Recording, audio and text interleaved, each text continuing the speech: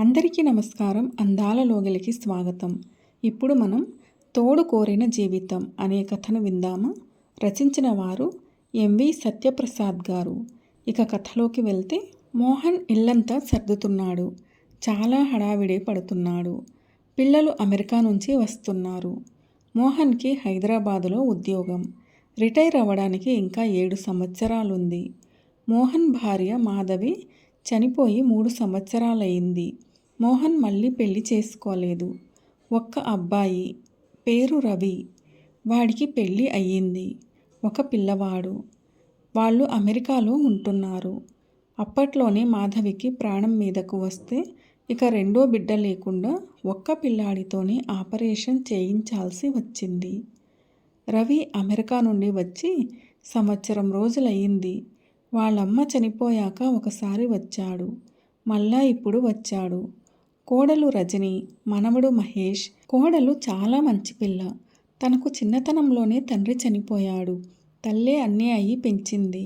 రజనికి ఒక అన్నయ్య కూడా ఉన్నాడు. మాధవి పాపం చేసినన్నాళ్ళు చేసి సంసారం నెట్టుకొచ్చింది. చివరి రోజుల్లో క్యాన్సర్తో 3 సంవత్సరాలు పోరాడి ప్రాణాలు విడిచింది. అప్పటి నుంచి మోహన్ ఒంటరివాడయ్యాడు. మాధవి బతికి ఉన్నన్నాళ్ళు అన్ని పనులు, ఇంటి పనులు, బయటి పనులు అన్నీ తాను ఒక్కటే చూసుకునేది. మోహన్ ఆఫీసు పని తప్ప ఏమీ పట్టించుకోడు. అంటే రోజూ తాను ఇల్లు చేరేసరికి రాత్రి 8 గంటలు అవుతుంది. మాధవి రవికి పెళ్ళి అయిన కొద్ది రోజులకే కన్ను మూసింది. అప్పటి నుంచి మోహన్ పూర్తి ఒంటరివాడు అయ్యాడనే చెప్పాలి. కొడుకు తన దగ్గర లేడు. తాను కూడా ఉద్యోగం వదిలి అమెరికా వెళ్ళలేడు. కొడుకు, కోడలు, మీరు ఉద్యోగం మానేసి మా దగ్గరకు రండి. ఒంటరిగా ఇలా ఎన్నాళ్ళు ఉంటారు? లేదా ఎవరినైనా రెండో పెళ్లి వాళ్లను అయినా పెళ్లి చేసుకోండి. మీకు తోడుగా ఉంటుంది అన్న ప్రస్తావన తెస్తారు. ఫోన్లో మాట్లాడినా లేదా ఇక్కడకు వచ్చినా ఏదో ఒక రోజు ఈ ప్రస్తావన వస్తుంది. మోహన్కి మాధవి బతికి ఉన్నన్నాళ్ళు కష్టం తెలియలేదు. ఒక రకంగా మోహన్కి కష్టం తెలియకుండా అన్నీ తానే చూసుకుంటూ నెట్టుకు వచ్చింది మాధవి. ఇప్పుడు మోహన్ అన్నీ తానే చూసుకోవాలి. మాధవి చనిపోయిన కొత్తల్లో చాలా కష్టం అనిపించినా ఇప్పుడిప్పుడే అన్ని పనులకు అలవాటు పడుతున్నాడు. కానీ రోజు ఏదో ఒక ఇబ్బంది పడుతూనే ఉన్నాడు. ఎంతైనా ఆడవాళ్ళు ఉండి ఇల్లు చూసుకున్నంత పద్ధతిగా ఉండదు వాళ్ళు లేనప్పుడు. మాధవి లేని లోటు బాగా కనిపిస్తోంది. రేపు ఉదయం ఎయిర్పోర్ట్కి వెళ్ళి వీళ్ళని రిసీవ్ చేసుకోవాలి అనుకుంటూ ఇల్లు శుభ్రం చేస్తున్నాడు. ఎంత చేసినా ఏదో ఒక పని ఉంటూనే ఉంటుంది. ఆడవాళ్ళు ఉండి చూసుకునే ఇంటి కళ వేరుగా ఉంటుంది. కానీ కొంచెమన్నా శుభ్రం చెయ్యాలి కదా అనుకుంటూ శుభ్రం చేయడం అయిందనిపించాడు. రేపు ఉదయం 6 గంటలకల్లా ఫ్లైట్ వస్తుంది. ముందుగానే వెళ్ళాలి కాబట్టి ఆలస్యం చేయకుండా త్వరగా పడుకోవాలి అనుకుంటూ మంచం మీద నడుం వాల్చాడు మోహన్. పడుకోగానే గుర్తుకొచ్చింది రేపు ఉదయం 4 గంటలకు అలారం పెట్టుకుని లేవాలి అని. మళ్ళా లేచి టేబుల్ మీద పెట్టిన ఆ సెల్ ఫోన్ తీసుకుని అలారం పెట్టి ఫోన్ దిండు పక్కనే పెట్టుకుని పడుకున్నాడు మోహన్. ఉదయం 5 గంటలకే ఎయిర్పోర్ట్ చేరుకున్నాడు మోహన్. తన పిచ్చి గాని గంట ముందే వచ్చి కూర్చున్నాడు. తన కోసం ఫ్లైట్ ముందుగా రాదు కదా.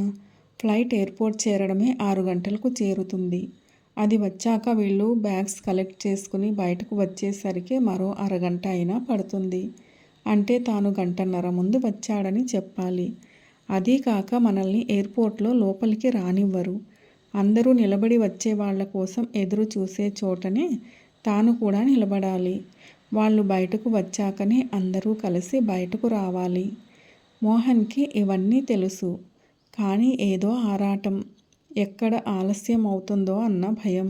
దీంతో ముందుగా వచ్చి కూర్చున్నాడు. మాటి మాటికి టైం చూసుకుంటున్నాడు మోహన్. తన పిచ్చి గాని తన కోసం కాలం త్వరగా పరిగెత్తదు కదా. మొత్తానికి కొడుకు, కోడలు, మనవడు మహేష్ అందరూ బయటకు వచ్చారు. తాతగారు అంటూ మనవడు మహేష్ వెంటనే గుర్తుపట్టి పరిగెత్తుకుంటూ మోహన్ దగ్గరకు వచ్చాడు. అందరూ కలిసి మోహన్ కారులోనే ఇంటికి వచ్చారు.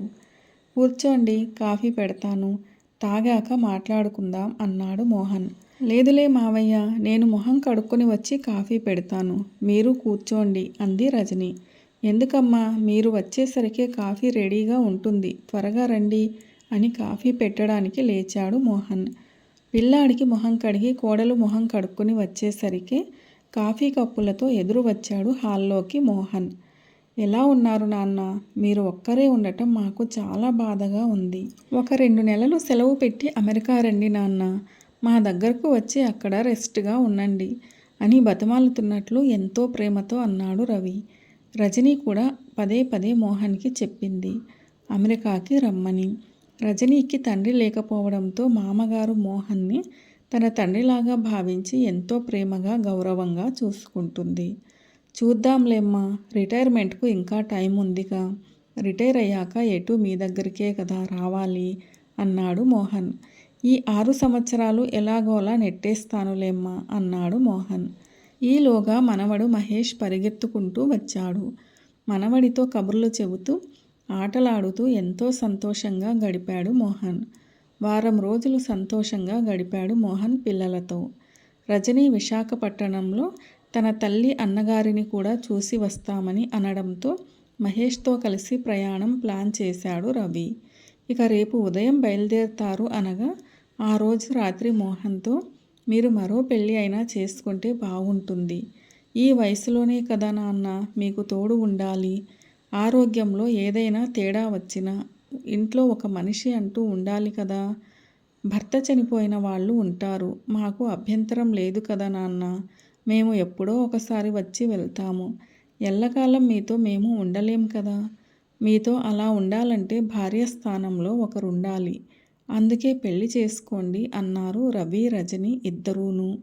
లేదమ్మా, ఈ వయసులో నేను పెళ్లి చేసుకోకూడదు, బాగుండదు అన్నాడు మోహన్.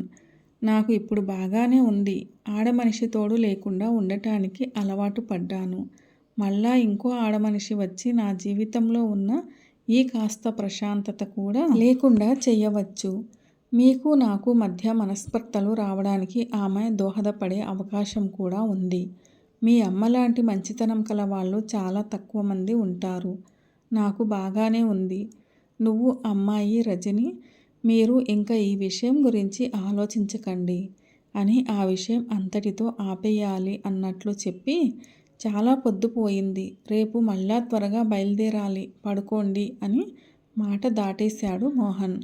మోహన్కి మాధవి అంటే చాలా ప్రేమ. పాతకాలం మనిషి కాబట్టి ప్రేమను ఎలా చూపించాలో చేతకాక ఏనాడు తన మనసులో ఉన్న ప్రేమను మాధవికి నేరుగా చెప్పలేకపోయాడు. లేని ప్రేమను ఉన్నట్లు చాలా గొప్పగా చెప్పి భార్యను మోసం చేసేవాళ్ళు ఉన్న ఈ రోజుల్లో తనకు మాధవి పైన ఉన్న ప్రేమను చూపించడం కూడా చాతకానివాడు మోహన్. చిన్నతనం నుంచి తాను పెరిగిన వాతావరణం కూడా మోహన్ జీవితాన్ని చాలా వరకు ప్రభావితం చేసిందనే చెప్పాలి. కేవలం తిండి బట్ట ఇచ్చినంత మాత్రాన తల్లిదండ్రులు పిల్లల్ని పెంచి పెద్ద చేసినట్లు కాదు. పిల్లలకి ప్రేమ, అభిమానం, ఆప్యాయత పంచాలి. ఆడపిల్లలకు తన తల్లి తోడు ఉంది, తండ్రి తనకు కావలసినవి అన్నీ చూసుకుంటాడు అనే నమ్మకం, ధైర్యం తండ్రి మీద ఉండాలి. మోహన్ ఏదైతే తన జీవితంలో కోల్పోయాడో అవన్నీ తన భార్యా పిల్లలకు ఇవ్వాలని తాపత్రయం, కోరిక మనసులో ఉన్న చూపించడం చేతకాని వాడు. తాను జీవితంలో పోరాడి ఓడిపోకూడదు అన్న పట్టుదలతో ముందుకు సాగి జీవితాన్ని ఇప్పటి వరకు విజయవంతంగా లాక్కొచ్చాడు. ఆఫీస్లో కూడా ఎవరో చేసిన తప్పులకు యాజమాన్యం తనను తప్పుపట్టి తర్వాత తాము తప్పు చేశాము అని పశ్చాత్తాపపడిన సందర్భాలు కూడా చాలా ఉన్నాయి. అయినా జీవితంలో అలాగే పోరాడుతున్నాడు. తాను చేసే పనికి మంచి విలువ కట్టడం, తనని ఇతరులు మెచ్చుకోవడం అనే సంఘటనలు మోహన్ జీవితంలో చాలా తక్కువ. అందుకే మోహన్ తన జీవితంలో అన్నిటికీ తన భార్యనే సర్వస్వం అనుకున్నాడు. కానీ ఆమెనే దూరమయ్యింది. తన జీవితం చీకటిమయం అయ్యింది. కానీ ఈ విషయం ఎవరికైనా కూడా ఎలా చెప్పగలడు? మోహన్కి తన జీవితంలో జరిగిన సంఘటనలు అన్నీ తన నమ్మకాన్ని బలపరుస్తున్నాయి. ఇతరులు ఎప్పుడూ తనను నమ్మకపోవడం, తక్కువగానే అంచనా వేయడం తన విషయంలో సామాన్యంగా జరిగే విషయమే. ఇంత జరిగిన మోహన్ తనలో తాను బాధపడతాడు కానీ ఎవరికీ చెప్పుకోడు. పైకి నవ్వుతూ నవ్విస్తూ విలువలకు ప్రాముఖ్యతనిస్తూ జీవితం సాగిస్తున్నాడు. ఇతరులను ఇబ్బంది పెట్టకుండా ఒక్కగానొక్క కొడుకుని అల్లారు ముద్దుగా పెంచుకున్నాడు. కానీ వాడు కూడా తప్పని స్థితిలో అమెరికా వెళ్ళవలసి వచ్చింది. రవి ఎప్పుడూ ఏవో కొత్త కొత్త కంప్యూటర్ కోర్సులు చేస్తూ ఉంటాడు. వాటి మీద బాగా స్టడీ చేస్తాడు. ఈ రోజుల్లో పిల్లలందరికీ కంప్యూటర్ గురించి అవగాహన ఎక్కువ. కానీ రవికి తన ఆఫీసులో మిగిలిన వాళ్ళకన్నా కంప్యూటర్ పరిజ్ఞానం ఎక్కువ. అందువల్ల రవిని వాళ్ళ కంపెనీ వాళ్ళు ఎక్కువగా అమెరికాకు పంపిస్తారు. అలాగే ఇంతకాలం సాగింది. కానీ మాధవి కాలం చేసిన తర్వాత మానసికంగా బాగా కుంగిపోయాడు. జీవితంలో పోరాడే శక్తి తనకు లేదు అనే నిర్ణయానికి వచ్చాడు. ఒంటరిగా మాధవి జ్ఞాపకాలలో ఉంటూ కాలక్షేపం చేస్తున్నాడు. అందుకే ఈ సమయంలో తన జీవితంలోకి మరో మనిషి రావడానికి ససేమిరా ఒప్పుకోవడం లేదు మోహన్. ఈ విషయం ఒక్క సుందర్తో తప్ప మరెవ్వరితోనూ మాట్లాడాడు.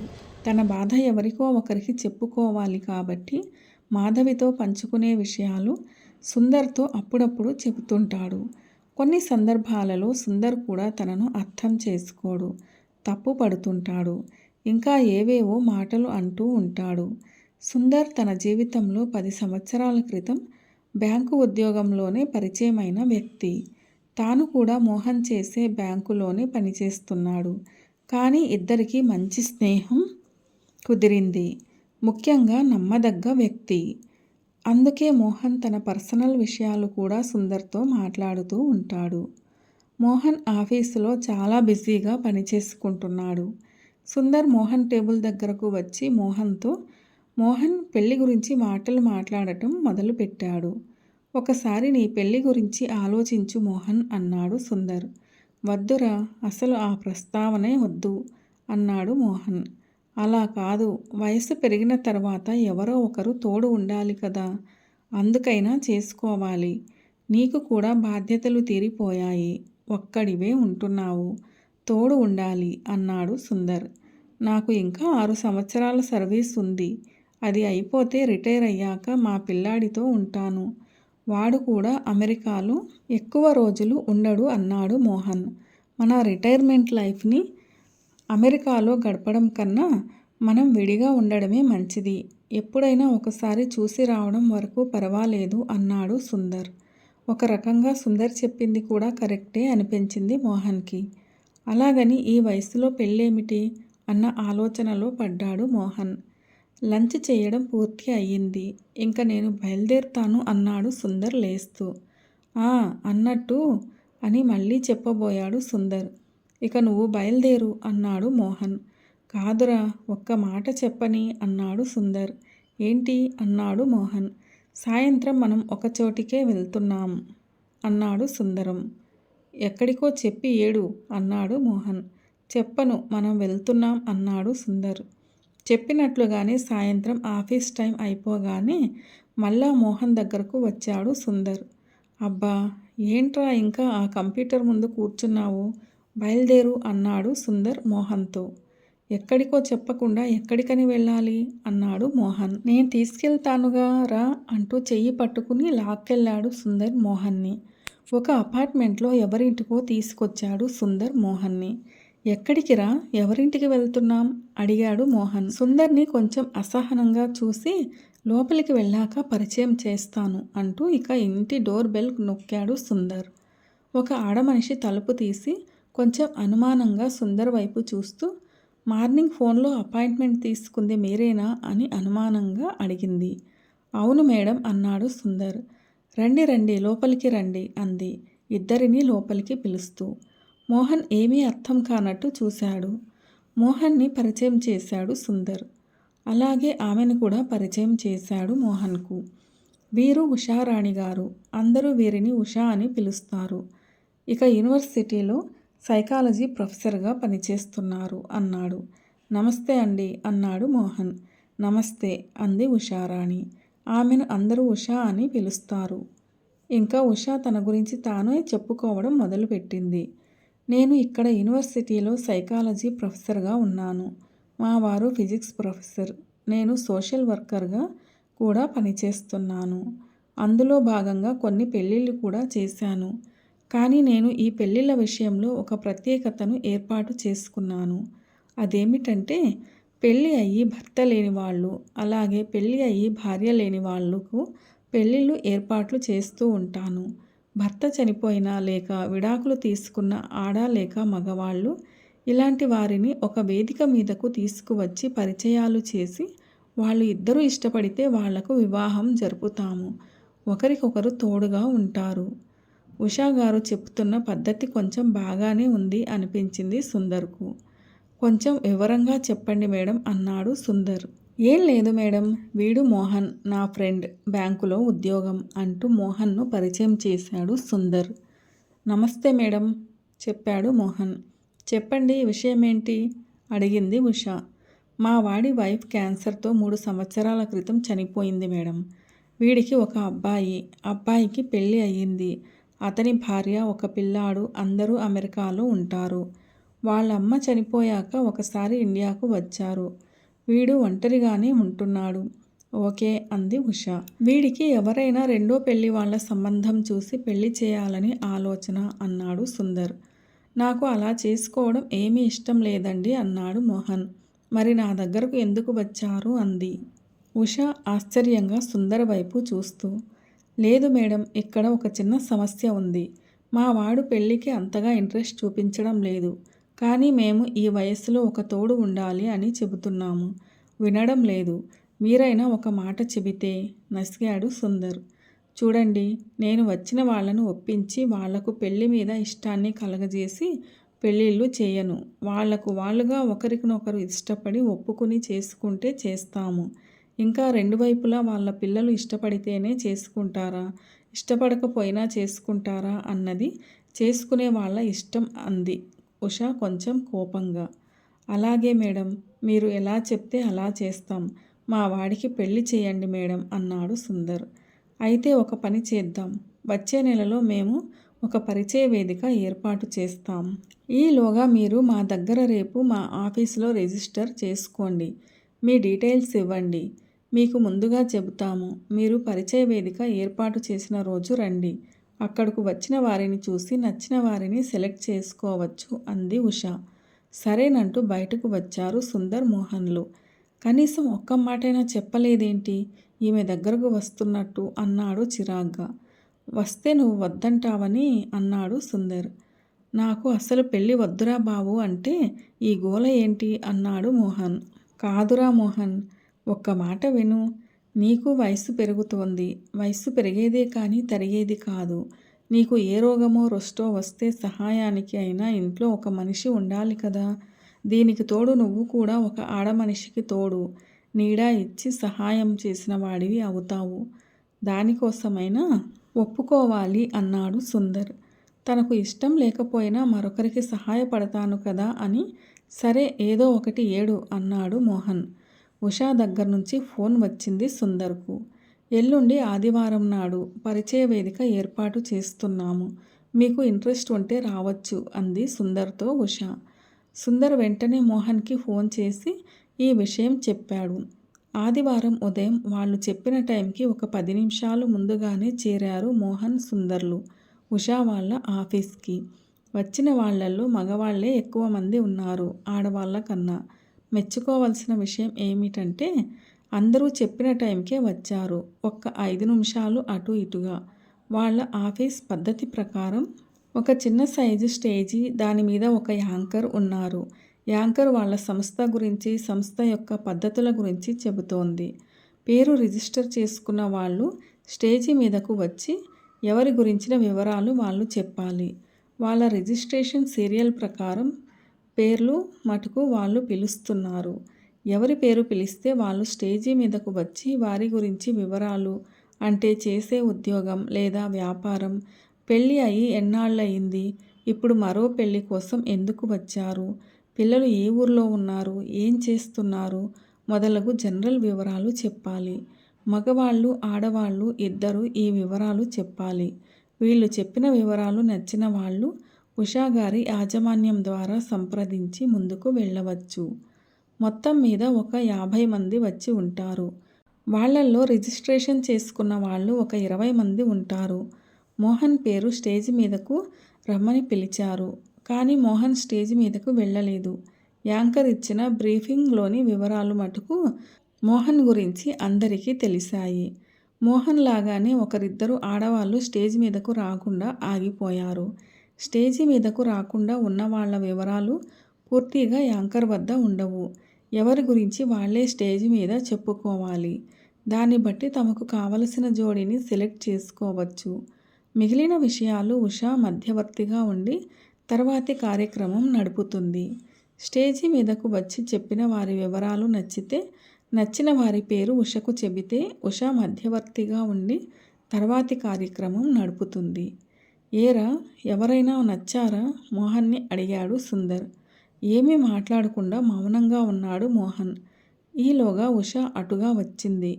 నమస్తే మేడం అన్నారు మోహన్, సుందర్ ఇద్దరూ ఉషను ఉద్దేశించి. నమస్తే అంటూ తన క్యాబిన్లోకి వెళ్తూ వాళ్ళను కూడా రమ్మన్నది ఉష. మోహన్, సుందర్ ఇద్దరూ ఉషా క్యాబిన్లోకి వెళ్ళారు. వీళ్లతో పాటు యాంకర్ కూడా ఉషా క్యాబిన్లోకి వచ్చి నెమ్మదిగా ఉషతో ఏదో చెప్పింది. రమ్మను అంది ఉష. మీరు కూడా కూర్చోండి అంది ఉష మోహన్, సుందర్లను ఉద్దేశించి. యాంకర్తో పాటు మరో ఇద్దరు ఆడవాళ్లు కూడా ఉషా క్యాబిన్లోకి వచ్చారు. రండి కూర్చోండి అంది ఉష కుర్చీలు చూపిస్తూ వాళ్ళ ఇద్దరినీ ఉద్దేశించి. వాళ్లకు మోహన్, సుందర్లను బ్యాంకు ఉద్యోగస్తులు అంటూ పరిచయం చేసింది. ఆ ఆడవాళ్లను కూడా మోహన్, సుందర్లకు పరిచయం చేసింది. ఒకరు రమ్య, మరొకరు కావ్య. ఇద్దరు సోషల్ వెల్ఫేర్ డిపార్ట్మెంట్లో పనిచేస్తున్నారు అంటూ నమస్తే చెప్పుకున్నారు నలుగురు ఒకరికి ఒకరు. వాళ్లను గమనించసాగాడు మోహన్. ఇద్దరు 45-50 మధ్య వారు అయి ఉంటారు. ఒకరికి కొంచెం జుట్టు తెల్లబడుతోంది. మోహన్, సుందర్లను కూడా రమ్య, కావ్య ఇద్దరూ గమనించసాగారు. కాసేపు మామూలు మాటలు మాట్లాడుకున్న తర్వాత మోహన్, సుందర్లను ఒక్క నిమిషం బయట కూర్చోమని చెప్పి రమ్య, కావ్యలతో మాట్లాడి వాళ్లను పంపిన తర్వాత మళ్ళా మోహన్, సుందర్లను తన క్యాబిన్లోకి పిలిచింది ఉష. చెప్పండి, మీకు ఎవరైనా నచ్చారా అని అడిగింది ఉష. మా వాడు స్టేజ్ మీదకు వెళ్ళి తన గురించి ఏమీ చెప్పలేదు. కానీ వచ్చి చెప్పిన వాళ్ల వివరాలు జాగ్రత్తగా విన్నాడు అన్నాడు సుందర్. ఇందులో తొందరపడకూడదు. మీకు కావలసినంత టైం తీసుకోండి. మేము 15 రోజులకు ఒకసారి ఈ మాదిరిగా పరిచయ వేదిక ఏర్పాటు చేస్తాము. దాదాపుగా మొదటి, 3వ ఆదివారం ఏర్పాటు చేస్తాము. ఒకసారి మిస్ అయినా ఇంకో ఆదివారం మీరు రావచ్చు అన్నది ఉష. మీరు గమనించే ఉంటారు, ఇప్పుడు వచ్చిన ఇద్దరు ఆడవాళ్లలో ఒకరు మొగతోడు కోసం వచ్చారు. ఆమె పేరు కావ్య. సోషల్ వెల్ఫేర్ డిపార్ట్మెంట్లో ఆఫీసర్గా పనిచేస్తోంది. వయసు సుమారు 50 ఉండవచ్చు. ఆమె భర్త, 25 సంవత్సరాలు గల కూతురు కార్ యాక్సిడెంట్లో చనిపోయారు. ఒక కొడుకు ఉన్నాడు, కానీ అమెరికాలో ఉంటాడు. ఈమెకు ఇంకా చాలా సర్వీస్ ఉంది. తనకు డబ్బుకు కొదవలేదు. కొడుకు దగ్గరకు వెళ్ళలేదు. కొడుకు ఉద్యోగం వదిలి ఇండియాకు రాడు. కోడలితో కూడా సత్సంబంధాలు లేవు. ఈమెకు ఒక మగతోడు కావాలి. సెక్యూరిటీ కావాలి. సమాజంలో ఆడమనిషికి వివాహితురాలు అంటే కొంత సెక్యూరిటీ ఉంటుంది. వివాహం కోసం కాకపోయినా సెక్యూరిటీ కోసమైనా ఇంకా వయసు పెరిగే కొద్దీ ఇద్దరికీ ఒకరి తోడు ఒకరికి కావాలి కాబట్టి వివాహం చేసుకుంటారు. దాదాపు అందరూ పిల్లల అనుమతితోనే పెళ్లి చేసుకుంటారు. 2 కుటుంబాలు కూడా పిల్లలతో సహా ఒక కుటుంబంలాగా కలిసిపోతారు. మరికొందరి విషయంలో వివాహం చేసుకుంటే ఆస్తుల విషయంలో 2 కుటుంబాల మధ్యలో తగాదాలు వస్తాయేమోనని వివాహం అయితే చేసుకోరు. బయట సమాజంలో భార్యాభర్తలుగానే చెప్పుకుంటారు. ఒకే ఇంట్లోనే ఉంటూ భార్యాభర్తలుగానే కాపురం చేస్తారు. పిల్లల్ని మటుకు కనరు. ఒకవేళ ఇద్దరికీ మనసులు, అభిప్రాయాలు, అలవాట్లు, పద్ధతులు మొదలైనవి ఒకరివి మరొకరికి నచ్చకపోతే, ఇక ఇంట్లో ఇమిడి ఉండలేకపోతే ఎవరి దారి వారిది, విడిపోతారు. కానీ ఇలాంటి కేసులు మాకు ఇంతవరకు అస్సలు రాలేదు. చాలా వరకు అందరూ సంతోషంగా ఉన్నవారే ఉన్నారు అని వివరించింది ఉష. అంతా విన్న తర్వాత అలాగే మేడం, మేము ఆలోచించి చెబుతాం అని లేచారు మోహన్, సుందర్. చూడండి, మీరు ఏదైనా మాట్లాడాలంటే వచ్చే ఆదివారం మటుకే కుదురుతుంది. మిగిలిన రోజులలో నేను ఉండను. ఆఫీస్ స్టాఫ్కు చెప్పాల్సి ఉంటుంది అని చెప్పింది ఉష. మేము వచ్చే ఆదివారం కలుస్తాం మేడం అని సుందర్ మోహన్ ఇద్దరూ వెళ్ళిపోయారు. మోహన్ వాళ్ళు వెళ్ళగానే రమ్య కావ్య మళ్ళీ వచ్చారు. కావ్య మోహన్ వివరాలు ఉషని అడిగింది. కావ్య మోహన్ని ఉదయం నుంచి గమనిస్తూనే ఉంది. అతను చాలా హుందాగా ఉంటాడు, పద్ధతిగా మాట్లాడుతున్నాడు, మంచి ఉద్యోగం, గౌరవనీయమైన కుటుంబం నుండి వచ్చాడు, బాధ్యతలు లేవు, ఒక్క కొడుకు కూడా అమెరికాలోనే ఉంటాడు. దాదాపు తన లైఫ్ స్టైల్కి మోహన్ లైఫ్ స్టైల్ మ్యాచ్ అవుతుంది అనిపిస్తోంది. మరి అతని అభిప్రాయం ఏమిటో మరి? ఒకే ఒక మాట ఉష గారికి చెబితే వచ్చే వారం మీటింగ్లో అపాయింట్మెంట్ మోహన్ గారి దగ్గర తీసుకుంటారు అనుకుంటూ మేడం పిలిచింది కావ్య ఉషని ఉద్దేశించి. చెప్పండి అన్నది ఉష. ఏం లేదు మేడం, ఇందాక మీతో ఇద్దరు మాట్లాడారు కదా అని చెప్తోంది కావ్య. ఈలోగా మోహన్ సుందర్లు వాళ్ళేనా అన్నది ఉష. అవును మేడం, మోహన్ గారి గురించి అంటూ నసిగింది కావ్య అడగడానికి సిగ్గుపడుతూ. దానికి సంకోచం ఎందుకండి? మేము చేసేదే మిమ్మల్ని మీకు ఇష్టమైన వాళ్ళతో కలపడం. అయితే అతనితో మీటింగ్ ఏర్పాటు చేయమంటారా అడిగింది ఉష. కావ్య చెప్పేలోగానే ఒక పని చేస్తా, అతనికి ఫోన్లో మీ వివరాలు చెప్తాను. అతనికి ఇంట్రెస్ట్ ఉంటే వచ్చే ఆదివారం రమ్మంటాను. అతను వస్తానంటే మీకు కూడా ముందుగానే ఫోన్ చేసి చెప్తాను. మీరు కూడా రావచ్చును. ఒకరి అభిప్రాయాలు ఒకరు మాట్లాడుకోవచ్చును అన్నది ఉష. సరే మేడం అని చెప్పి అక్కడి నుంచి వెళ్ళిపోయారు కావ్య రమ్య. మోహన్ ఆఫీసు నుంచి త్వరగా ఇల్లు చేరాడు. కాఫీ పెట్టుకుని తాగుదాం అని స్టవ్ దగ్గరకు వెళ్ళాడు. ఈలోగా కాలింగ్ బెల్ మోగింది. వస్తున్నా అంటూ వెళ్ళి తలుపు తీశాడు. హాయ్ బాస్ అంటూ ఎదురుగా సుందర్ ఉన్నాడు. రారా అంటూ లోపలికి రమ్మన్నాడు సుందర్ని మోహన్. ఏంట్రా కుస్తీ పడుతున్నావు వంటింట్లో అంటూ వంటింటి వైపు తొంగి చూశాడు సుందర్. ఏం లేదురా, ఉండు నీకు కూడా కాఫీ పెట్టి తెస్తాను అంటూ వెళ్ళి సుందర్కి కూడా కాఫీ తెచ్చాడు. సుందర్ కాఫీ చప్పరిస్తూ అడిగాడు మోహన్ని. ఏం ఆలోచించావురా? మొన్న వెళ్ళిన పరిచయ వేదిక గురించి ఎవరైనా నచ్చారా? లేదా కనీసం కనసంలో ఉన్నారా? ఎవరి మీద అయినా ఒక ఐడియా వచ్చిందా అని. ఏమోరా, ఇవేమన్నా పెళ్లి చూపులా పలానా అమ్మాయే నచ్చింది అని చెప్పటానికి? ఈ వయసులో పెళ్ళి అంటేనే ఏంటోగా ఉంది. అటువంటిది నచ్చడము నచ్చకపోవడము ఏముంటాయి అన్నాడు మోహన్. ఒరేయ్, ఈ డొంక తిరుగుడు వద్దు. పలానా వాళ్ళు అని ఒకరిద్దరిని ఐడియాలో ఉంచుకో. నీ జీవనశైలికి నీ అలవాట్లకు కొంతవరకు మ్యాచ్ అయ్యే వాళ్ళు ఉంటారు. వాళ్ళల్లో ఒకరిని ఎంపిక చేసుకోవచ్చు.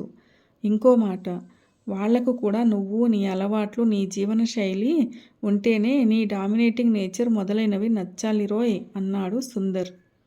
సరే గాని మనం బయలుదేరే ముందు ఇద్దరు లేడీస్ వచ్చారు కదా అని సుందర్ అంటుండగానే మోహన్ అందుకొని కావ్య రమ్య అన్నాడు. ఆశ్చర్యం వేసింది సుందర్కు. వాళ్ళ పేర్లు భలే గుర్తున్నాయిరా అన్నాడు సుందర్. ఏం లేదు, అక్కడకు వచ్చిన వాళ్లల్లో కావ్య అన్న ఆవిడే కాస్త పద్ధతిగా ఉంది అనిపించింది అన్నాడు మోహన్. అది కాదురా, ఇందులో మొహమాటం ఎందుకు? నీకు పర్లేదు అంటే చెప్పు, నేను మాట్లాడుతాను అన్నాడు సుందర్. ఈలోగా మోహన్ ఫోన్ మోగింది. హలో అన్నాడు మోహన్. హలో, నేనండి ఉషని. వచ్చే ఆదివారం మీరు ఫ్రీగా ఉంటారా? మా ఆఫీస్కి రాగలరా అని అడిగింది ఉష. ఫ్రీనే ఉంటాను, కానీ శుక్రవారం కానీ చెప్పలేనండి. ఆదివారం విషయం ఇంత ముందుగా చెప్పాలంటే కష్టం. సామాన్యంగా ఆఫీస్ పని ఆదివారం నాడు ఉండదు. ఇంతకీ విషయం ఏమిటి చెప్పలేదు అన్నాడు మోహన్. ఏం లేదు సార్, మీరు వెళ్లే ముందు కావ్య గారు అని వచ్చారు కదా అంది ఉష. ఎవరో ఇద్దరు ఆడవాళ్ళు వచ్చారు అన్నాడు పేర్లు తెలీదు అన్నట్లు. అదేనండి, వాళ్ళల్లో కావ్య అన్న ఆవిడ సోషల్ వెల్ఫేర్ డిపార్ట్మెంట్లో పనిచేస్తుంది. మీరు వచ్చే ఆదివారం మా ఆఫీస్కు వస్తే వాళ్లను మీకు పరిచయం చేస్తాను. మీరు మాట్లాడుకోండి. నేను కూడా ఉంటాను. నచ్చితే ఓకే అనుకోవచ్చు. ఇక ఆస్తుల విషయంలో వాటాలు అడుగుతారు అనే భయం ఉంటే అఫీషియల్గా వివాహం చేసుకోవద్దు. గవర్నమెంట్ రికార్డుల్లో ఎక్కడా మీరు ఆమెకు భర్త అని రాయొద్దు. సమాజంలో మీరు భార్యాభర్తలుగా చలామణి అవుతారు. ఇంట్లో మీ ఇష్టం, భార్యాభర్తలుగా ఉంటారో లేదా కేవలం రూమ్మేట్స్ లాగా ఉంటారో అది మీరు నిర్ణయించుకోవచ్చు.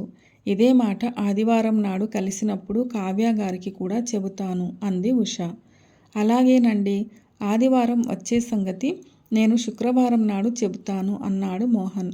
ఓహ్, కంగ్రాట్స్ రా, ఆడబోయిన తీర్థం ఎదురొచ్చింది అన్నట్టు వాళ్ళ విషయమే చెప్పేది ఉషగారు. అయితే వచ్చే ఆదివారం ప్రోగ్రాం ఫిక్స్ అయినట్లే అన్నాడు సుందర్. నవ్వి ఊరుకున్నాడు మోహన్. అయితే నేను వస్తానురా అని వెళ్ళిపోయాడు సుందర్. శుక్రవారం నాడు ఉష మోహన్కి ఫోన్ చేసి అడిగింది ఆదివారం రావడానికి కుదురుతుందా అని. అలాగే వస్తాము అన్నాడు మోహన్. ఈ విషయం సుందర్కి కూడా చెప్పాడు మోహన్. అలాగే వెళ్దాం, అడగాల్సిన ప్రశ్నలని లిస్టు రాసుకోరోయ్ అన్నాడు సుందర్ మోహన్తో. సరేలేరా అంటూ నవ్వాడు మోహన్. ఆదివారం ఉదయం మోహన్ ఏం చేస్తున్నాడో ఏమో, త్వరగా అంటేనే రెడీ అవ్వడానికి గంట పడుతుంది వీడికి అనుకుంటూ మోహన్ ఇంటికి వచ్చి వీడు రెడీ అవ్వడానికి ఎంతసేపు పడుతుందో ఏమో అనుకుంటూ బెల్ నొక్కాడు సుందర్. మోహన్ వచ్చి తలుపు తీశాడు. సుందర్కి పూర్తిగా ఆశ్చర్యం. అప్పటికే మోహన్ రెడీ అయ్యి కూర్చున్నాడు. జస్ట్ వచ్చి తలుపు తీశాడు. ఏ రోయ్, కావ్య గ్యారెంటే బాగా ఇష్టంలాగా ఉంది. ఆదివారం నాడు వెంటపడి లేపిన పొద్దెక్కేదాకా నిద్రపోతావు, అలాంటిది అప్పుడే రెడీ అయ్యావు అన్నాడు సుందర్ ఆశ్చర్యంగా. ఏం లేదురా, ఇవాళ టిఫిన్ మనం బయట చెయ్యాలి, అది పూర్తయ్యేసరికి టైం పడుతుంది కదా అని ముందుగా రెడీ అయ్యాను అంతే, స్పెషల్ ఏమీ లేదు అన్నాడు మోహన్. సరే పద, మా ఇంట్లో టిఫిన్ చేసి బయలుదేరదాం అన్నాడు సుందర్. ఎందుకు లేరా, బయట చేద్దాం అన్నాడు మోహన్. కాదురా, మా ఇంటికి టిఫిన్కి పిలవడానికే నేను ముందుగా వచ్చి నువ్వు ఏ స్థితిలో ఉన్నావో చూద్దామని వచ్చా అన్నాడు సుందర్. ఇద్దరూ సుందర్ ఇంట్లో టిఫిన్ ముగించుకుని ఉషా వాళ్ళ ఆఫీస్కి బయలుదేరారు. సుమారు 10 గంటలప్పుడు ఉషా వాళ్ళ ఆఫీస్కి చేరారు మోహన్, సుందర్లు. అప్పటికే ఉషా గారు వచ్చేశారు. కావ్య, రమ్య ఇద్దరూ ఉషా గారి కేబిన్లో మాట్లాడుకుంటున్నారు. మోహన్, సుందర్ ఇద్దరూ ఉషా ఆఫీస్కి చేరేసరికి వీళ్ల కోసమే ఎదురు చూస్తున్నట్టు వెంటనే ఉషా తన క్యాబిన్లోకి రమ్మన్నది. మోహన్, సుందర్లు ఉషా క్యాబిన్లోకి తలుపు తోసుకుని వెళ్లారు. అప్పటికే కావ్య, రమ్య ఇద్దరూ ఉన్నారు. వీళ్ళు మంచి టైమింగ్స్ మెయింటైన్ చేస్తారులే ఉందే అనుకుంటూ ముగ్గురికి నమస్తే చెప్పారు మోహన్, సుందర్లు. వాళ్ళు కూడా ప్రతి నమస్కారాలు చేశారు. కావ్య, మోహన్లను ఒకళ్ళకి ఒకరికి మళ్ళా పరిచయం చేసింది ఉష. వారి మధ్య మొహమాటాన్ని కొంచెం తగ్గించాలని. మోహన్ గురించి కావ్యకి, కావ్య గురించి మోహన్కి, వాళ్ళు తనకు ఇచ్చిన ఇన్ఫర్మేషన్ గురించి మోహన్ గారు, కావ్య గారు, మీరు ఇద్దరు ఒకరితో ఒకరు విడిగా మాట్లాడుకోవచ్చు, ఆ గదిలో మాట్లాడుకోండి. ముఖ్యంగా నిర్మోహమాటంగా మీ అభిప్రాయాలు, అలవాట్లు, మీ బలహీనతలు ఒకరికి ఒకరు చెప్పుకోండి. అభ్యంతరాలు ఉంటే అప్పుడే ఇక్కడే నిర్మోహమాటంగా చెప్పేయొచ్చు అంది ఉష. పర్లేదు మేడం అన్నాడు మోహన్ కొంచెం మొహమాటంగా. కాదు సార్, మీ అభిప్రాయాలు నిరభ్యంతరంగా చెప్పుకోవచ్చు. ఇప్పుడు మాట్లాడుకోకపోతే తర్వాత ఇబ్బంది పడతారు. ఆ తర్వాత మీ తగాదాలు నేను తీర్చాలి అంది నవ్వుతూ. కావ్య గారు, వెళ్ళండి, ఒంటరిగా మీరు మాట్లాడేవి ఉంటే మాట్లాడండి. ఇకేమైనా చెప్పాలంటే నా క్యాబిన్లో చెప్పవచ్చు అంది ఉష. ఇద్దరూ పక్క రూంలోకి వెళ్ళారు. రూమ్ విశాలంగా ఉంది. సోఫాలు ఉన్నాయి. ఏసీ ఉన్నట్టు ఉంది. గది చల్లగా ఉంది. ఇద్దరూ చిరక సోఫా మీద కూర్చున్నారు. కావ్య మౌనంగా ఉంది. ఇంకా మౌనంతో టైం వేస్ట్ చేయకుండా మోహన్ మాట్లాడటం మొదలుపెట్టాడు. మీరు ఫ్రీగా ఉండండి. నాకు వాస్తవానికి వివాహం చేసుకునే ఉద్దేశం లేదండి. ఒక్కడే కొడుకు. వాడు అమెరికాలో ఉంటున్నాడు. ఏ ఆరోగ్య సమస్యలు వచ్చినా ఒంటరితనంతో జీవితం గడపడం కన్నా ఒక తోడు ఉంటే బాగుంటుందని ఇక్కడ రిజిస్ట్రేషన్ చేయించాను. మిమ్మల్ని చూసే వరకు వివాహం గురించి కానీ, కలిసి జీవించడం గురించి కానీ ఆలోచించలేదండి. ఇక వెళ్ళిపోదాం అనుకుని ఉషా గారికి చెప్పి వెళదామని వారి క్యాబిన్కు వచ్చినప్పుడు మిమ్మల్ని చూశాను అన్నాడు మోహన్. కావ్య తన గురించి చెబుతూ, నా భర్త, కూతురు కార్ యాక్సిడెంట్లో చనిపోయారు. కొడుకు అమెరికాలో ఉద్యోగం. ప్రస్తుతానికి వర్కింగ్ ఉమెన్స్ హాస్టల్లో ఉంటున్నాను. లైఫ్లో ఒక సెక్యూరిటీ కావాలి. ఒక తోడు ఉండాలి అని ఆలోచించానండి. అబ్బాయి ప్రోద్బలం మీదనే ఈ సంస్థలో రిజిస్ట్రేషన్ చేయించాను అన్నది కావ్య. ఒకరినొకరు ఇష్టపడి సరే అనుకున్నారు. బయటకు వచ్చి ఇద్దరికీ సమ్మతమే అన్న సంగతి ఉషా గారికి చెప్పారు. నాదొక చిన్న సలహా, మీరు బయట సమాజంలో భార్యాభర్తలుగానే ఉండండి, కానీ గవర్నమెంట్ లెక్కల్లో మ్యారేజ్ రిజిస్ట్రేషన్ చేయించకండి. భవిష్యత్తులో ఆస్తి తగాదాలు వచ్చే అవకాశం ఉంది. ఇద్దరూ కలిసి ఒకరికి ఒకరు తోడుగా ఉంటూ హ్యాపీగా ఉండండి. ఇంట్లో భార్యాభర్తలుగా ఉంటారు లేదా రూమ్మేట్స్ లాగా ఉంటారు, అది మీ ఇష్టం అంది ఉష. కావ్య మోహన్లు ఇద్దరు మౌనంగా ఉన్నారు. మరి మీ ద్వారా పరిచయం అయినట్టు వీరు భార్యాభర్తలుగా ఉండటానికి అంగీకరించినట్టు ఇద్దరి మధ్య ఏదైనా అగ్రిమెంట్ చేయిస్తారా మేడం అన్నాడు సుందర్. లేదండి, మీరు మా దగ్గర రిజిస్ట్రేషన్ చేయించుకున్నట్టు మా ఎదురుగా భార్యాభర్తలుగా ఉండటానికి అంగీకరించినట్టు మోహన్ కావ్య ఇద్దరికి మా ఆఫీస్ తరపున లెటర్స్ ఇస్తాము. మీరు ఇష్టపడితే ఇక్కడ మా ఫార్మాలిటీ ప్రకారం పూలమాలలు ఒకరి చేత ఒకరికి వేయిస్తాము. తర్వాత మీరు మీకు నచ్చిన రీతిలో వివాహం చేసుకోవచ్చును అన్నది ఉష. ఈ పద్ధతికి అందరూ సమ్మతించారు. రమ్య సుందర్ ఇద్దరూ హడావిడిపడి వారం తిరిగేలోగా మోహన్ కావ్యల వివాహం ఉషా వాళ్ళ ఆఫీస్లోనే జరిపించి వాళ్లను భార్యాభర్తలుగా మార్చారు. కావ్య మోహన్ ఉంటున్న ఫ్లాట్కు షిఫ్ట్ అవ్వాలని ఆలోచిస్తోంది. తానే మోహన్ని ఎలా అడగాలా అని ఆలోచిస్తోంది. ఈలోగా మోహన్ దగ్గర నుంచి ఫోన్ వచ్చింది. కావ్యగారు, మీరు హాస్టల్ ఎప్పుడు ఖాళీ చేయాలనుకుంటున్నారు అడిగాడు మోహన్ కొంచెం బిడియంగా. ఈ నెలాఖరుకు అంది కావ్య కొంచెం సిగ్గుపడుతున్నట్టుగా, నెమ్మదిగా తక్కువ స్వరంతో మాట్లాడుతూ. మంచి రోజు చూసుకుని బయలుదేరుతారా అన్నాడు మోహన్. హాస్టల్ వాళ్లకు అకౌంట్ సెటిల్ చేసి మంచి రోజు కూడా చూసుకుని వస్తాను అంది. ఓకే ఓకే అని ఫోన్ పెట్టేశాడు మోహన్. ఇక ఇంటి దగ్గర మోహన్ హడావిడి మొదలైంది. 2 బెడ్రూమ్స్లో ఒక రూమ్ పూర్తిగా ఖాళీ చేశాడు. వంటిల్లు కూడా నీట్గా సర్దాడు. కావ్య ఇంకా 2 రోజుల్లో వస్తుంది. 2 రోజుల తర్వాత మోహన్ సుందర్లు ఇద్దరూ వెళ్ళి మంచి రోజు చూసుకుని కావ్యను ఇంటికి పిలుచుకువచ్చారు. రమ్య, కావ్య, మోహన్, సుందర్ అందరూ హాల్లో కూర్చుని కబుర్లు చెప్పుకుంటున్నారు. ఇలా కాదురా మోహన్, మీ పెళ్ళికి అందరినీ పిలిచి మంచి ముహూర్తం చూసి సంప్రదాయబద్ధంగా పెళ్లి జరిపించాలి అన్నాడు సుందర్ కాఫీ తాగుతూ ఎంతో హుషారుగా.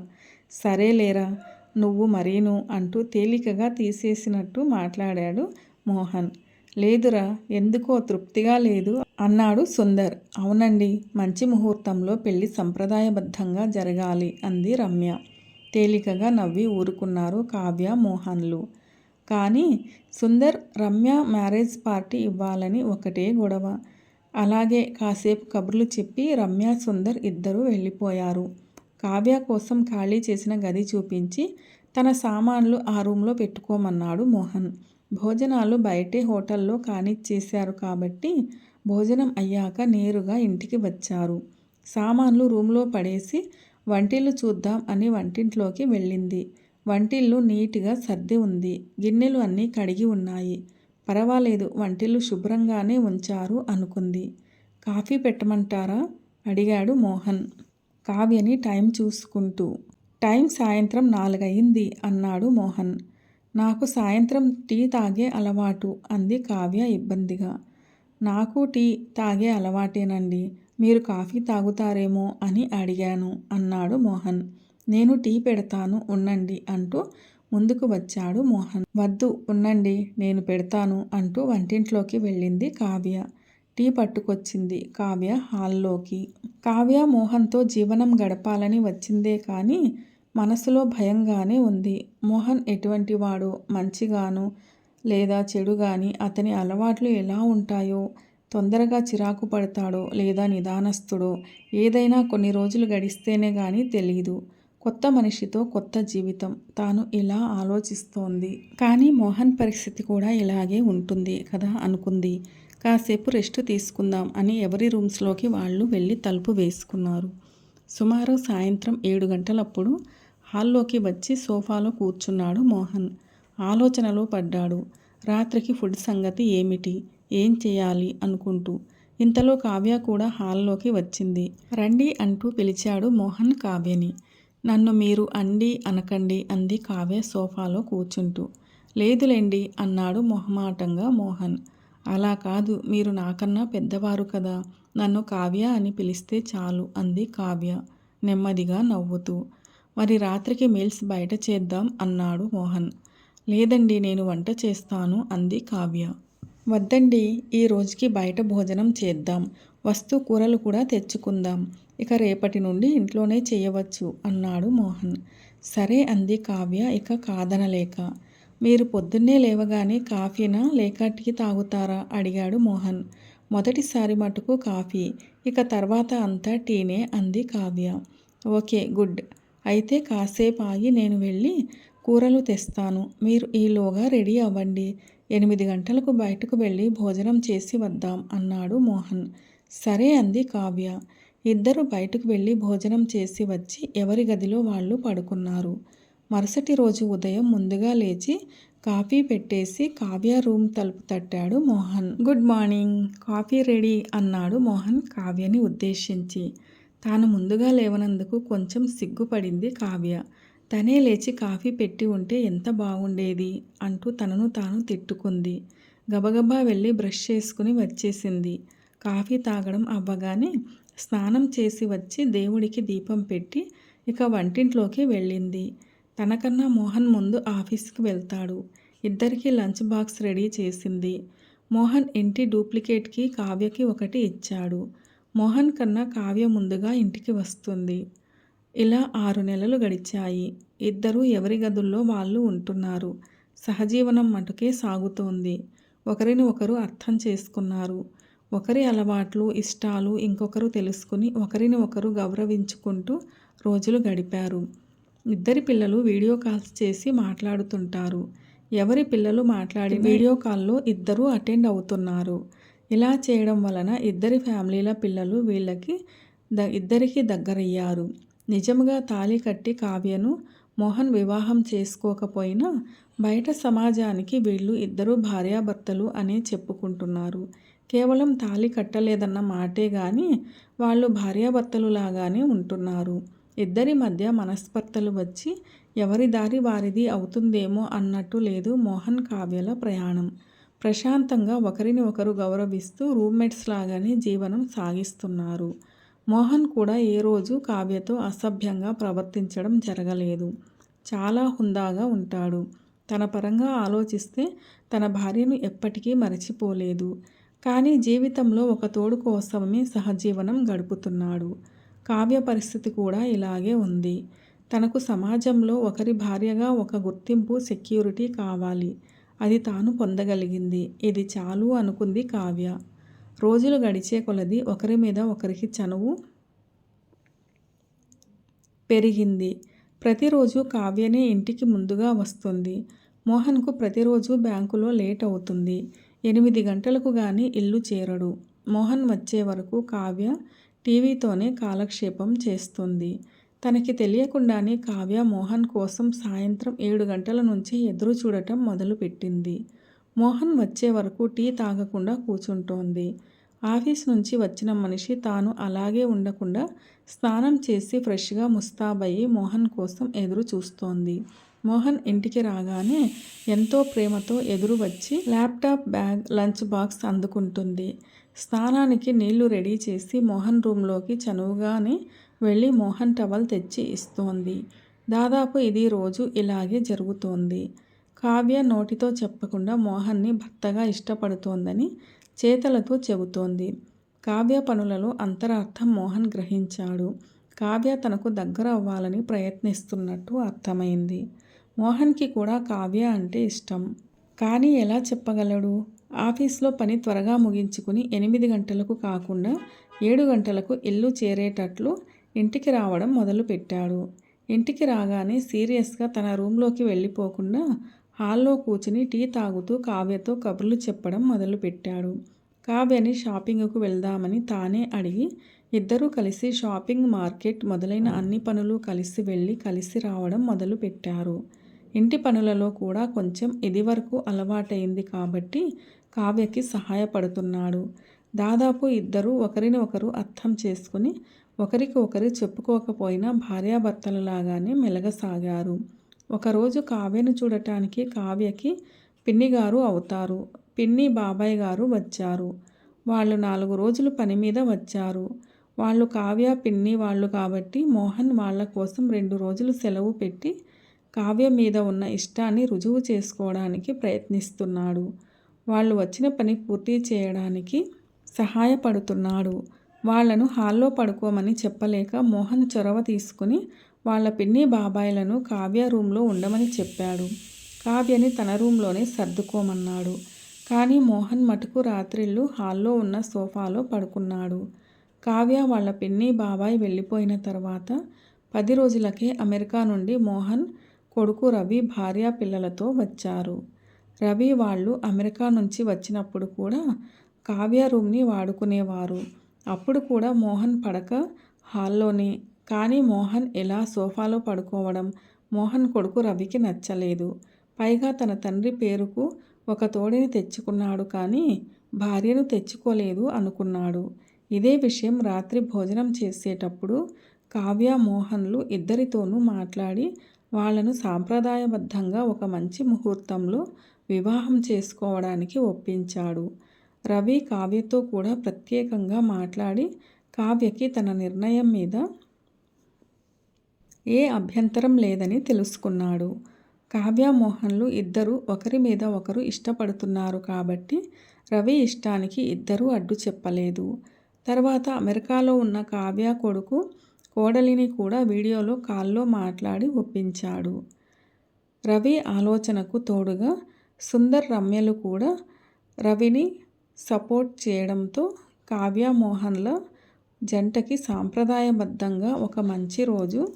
రవి ఆలోచనకు తోడుగా సుందర్ రమ్యలు కూడా రవిని సపోర్ట్ చేయడంతో కావ్య మోహన్ల జంటకి సంప్రదాయబద్ధంగా ఒక మంచి ముహూర్తంలో దేవుడి సన్నిధిలో వివాహం జరిగింది. కావ్య కొడుకు మోహన్ కొడుకు కూడా వీళ్ళ పెళ్లిలో అందరితో సంతోషాన్ని పంచుకున్నారు.